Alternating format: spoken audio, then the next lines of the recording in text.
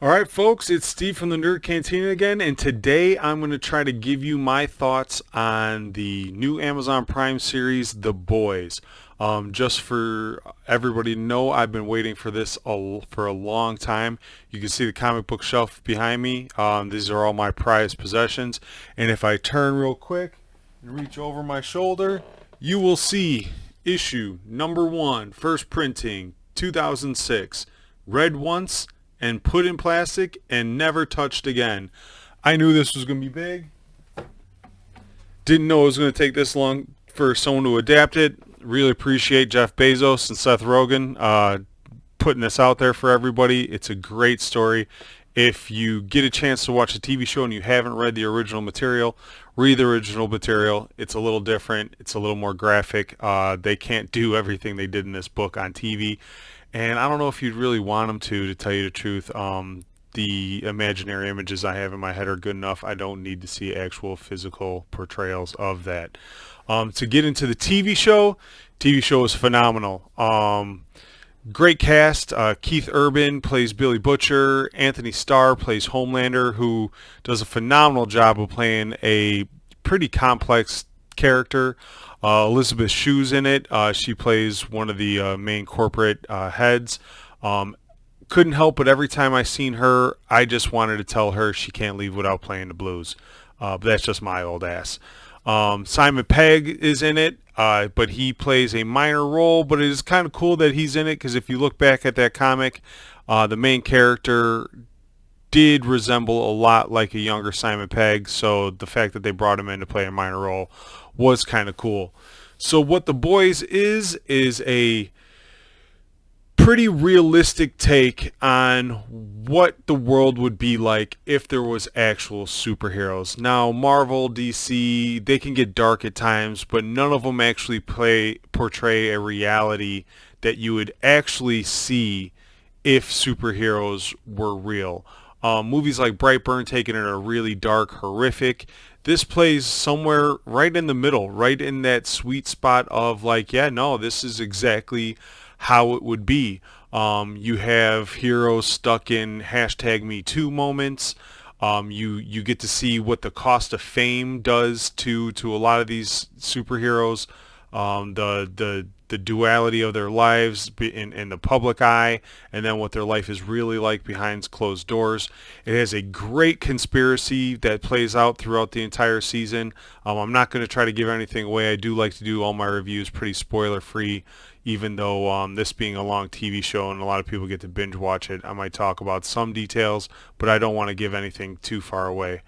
The season ends on some of the biggest cliffhangers. You better believe they better make a season two, or there's going to be a lot of people really pissed off at this.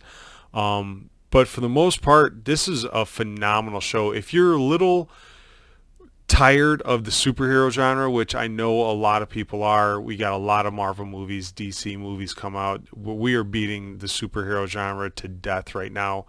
This is still for you. If you're not into superheroes, this still is kind of for you. The way they portray the life of a bootleg Justice League is phenomenal.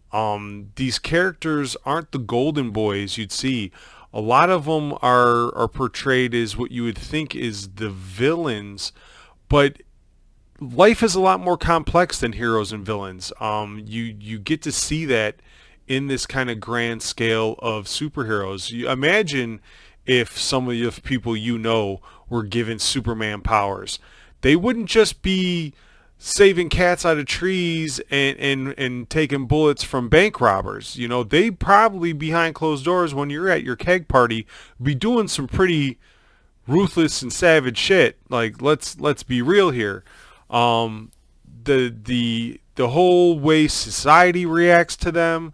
The Boys is actually the group of people, of humans who have had their lives negatively affected by superheroes that believe these superheroes need to be policed, and they try to do it on their own. That's the basic premise of the show. So you can imagine superheroes flying around, and one of them does something wrong to you. You might have a little gripe against superheroes, and you might want to, take that up against, but how do you do that? How do you file a formal complaint against a Superman, against a Batman, against a Wonder Woman? It's really not that easy.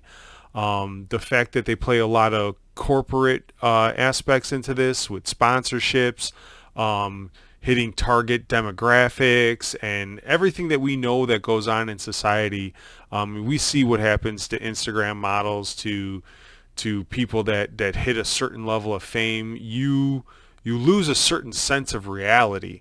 Now imagine if not only did you have that fame, but you had an enormous amount of power to coincide with that, to where no one could kind of check you. No Twitter tweet is gonna really kind of take you down. Maybe a peg in the public eye, but if you're Superman, are you really worried about these things? So without going too much into detail of the rest of the story, I just kind of wanted to put a TV show review out. We do the TV shows reviews a little different than the film reviews. I try to leave no details in the film reviews just so you guys can go see it.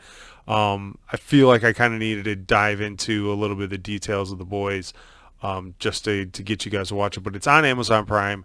Just came out last week, so you're not behind on anybody. If you just start it now, you can get caught up really fast. If you have started it and you're needing to wrap it up, man. There's a lot of people that want to be talking about this. The spoiler window is gonna close really fast, so I suggest you pound out those other episodes, because as more people start to watch this, I think you're going to really see it all over your social media and have people talking about it, because it is such an interesting concept to a genre that we are so saturated in right now, that we need some originality. We need something, especially with a lot of these superhero movies being geared towards the family.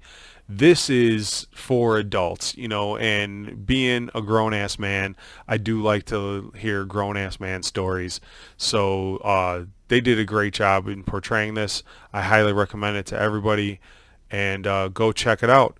Also, check out some of the other videos on our YouTube channel. I have some other reviews up there. Our podcast gets posted up every episode, sometimes a little late because I got a real life. I got a job. I got 2 kids. Sorry. Can't get on it as fast as I want to. But we got a lot of our Cantina conversations up there, a lot of our weekly news episodes, and I've been starting these reviews lately, so check out the other reviews I've done. Other than that, hit up the nerdcantina.com. We got merchandise. We got a Patreon page. We also have a closed Facebook group where we drop some fire memes, have some really good banter. We take Fight Me Friday to another level on the Facebook page, so you could join that at thenerdcantina.com/community, and we hope you participate. We're trying to grab more members. We want to start these big epic discussions between us nerds. We love our nerd community, so why don't you come on and join the nerd community over the Nerd Cantina, and I'll see you for the next one.